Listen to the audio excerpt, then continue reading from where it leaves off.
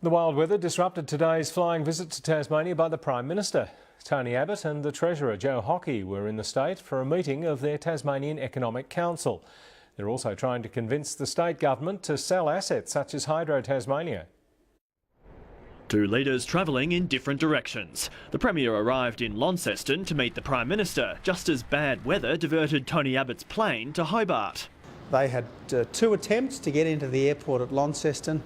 They decided that it was a bit hairy even for them. The Tasmanian Economic Council meeting went ahead with Mr Abbott and Treasurer Joe Hockey joining in by phone instead. Whilst he and the Treasurer Joe Hockey weren't here in person, they were certainly here in spirit. The Economic Council was promised during last year's federal election. No new money or projects have been announced. Members have agreed to more talks. We were able to commence our discussions. This was the first chance we've met as a group. The federal Liberal government's most senior members used the Tasmanian visit to push state asset sales. They're offering their Liberal state counterparts $600 million to privatise Hydro Tasmania and Tas Networks. There'd be extra money for selling irrigation schemes. Should the state sell any assets and build new productive infrastructure, we will provide a 15% bonus.